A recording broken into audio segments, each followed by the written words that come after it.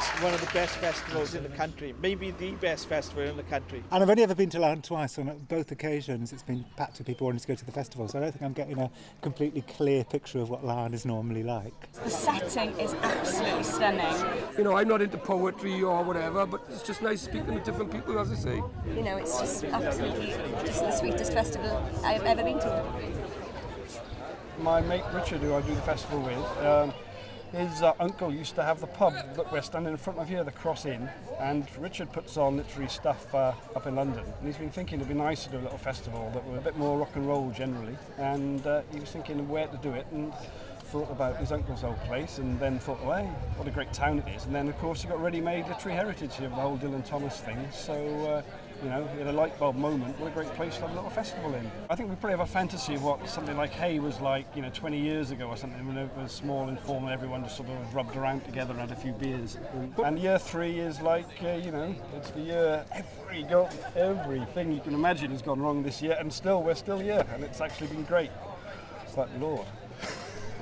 It is a bit chaotic because I was moved last minute. I was supposed to be performing in the rugby club, and now I'm performing in Browns, which is lovely because I'm doing a show about Caitlin, and Browns is where so much of Caitlin and Dylan's drinking and lovemaking and fighting went on. I've just tried to engage in conversation the woman whose husband now runs Brown's pub, and her auntie was Dolly, and she was the woman that Caitlin employed to help her around the house. And Caitlin says of her, you know, wonderful woman to help around the house.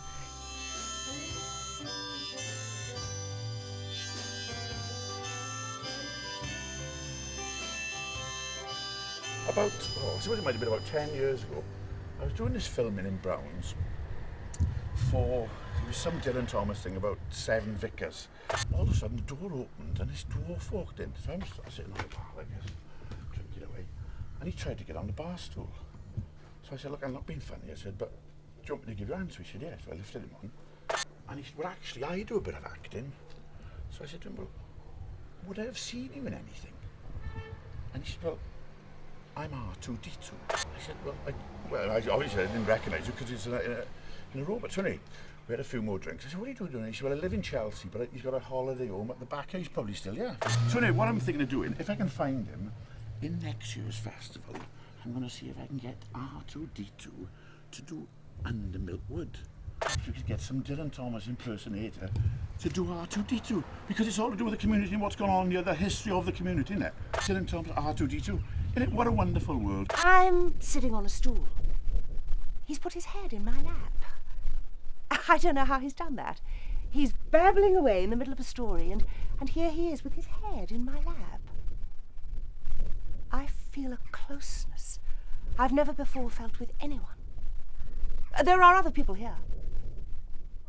You're beautiful. I love you. No other man has ever said that to me. I have been with other men. I'm going to marry you. We're meant for each other. I was overwhelmed. Well, you would be, wouldn't you? We're talking a poet here. What a poet. A voice. What a voice. A penniless poet, a poet who defined the word poet. Lovely. As it should be. What was inside that head, that lovely curly head?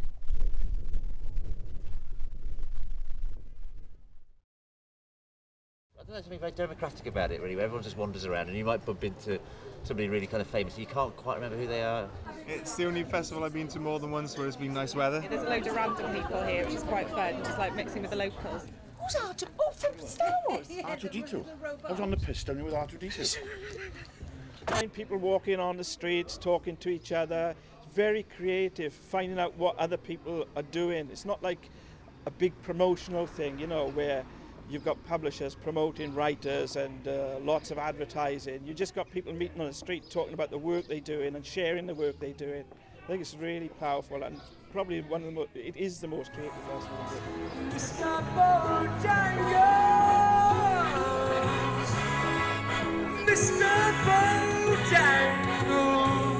I've been here at the Fountain because a lot of the musical performances have been on in the afternoon. There's not too much on, so it's not too hectic.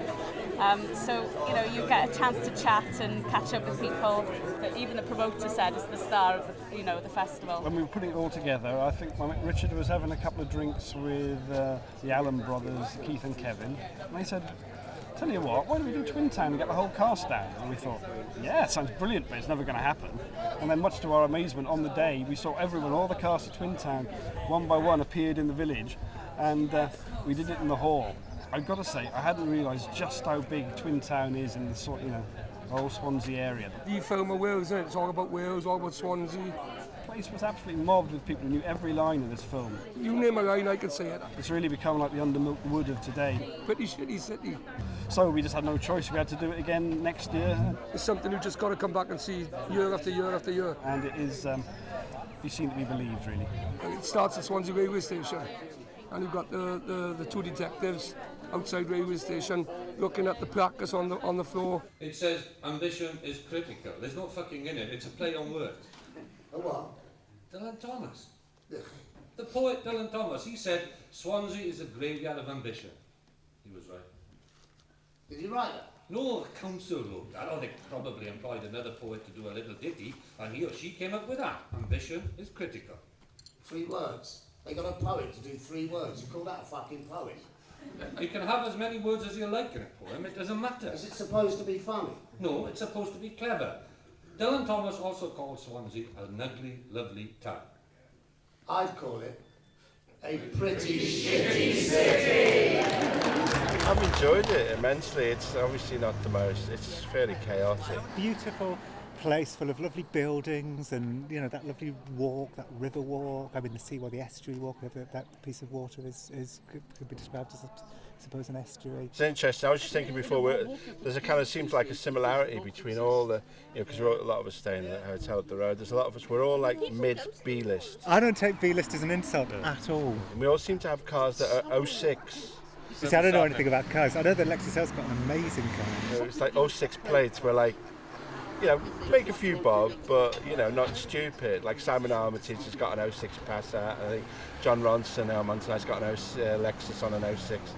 So that's who we are. We're people with cars, you know, 2-3-year-old cars. Me and John have been thrust together. I didn't know, I thought when I saw that me and John were on together that we'd been a double act in some former existence that I'd forgotten about.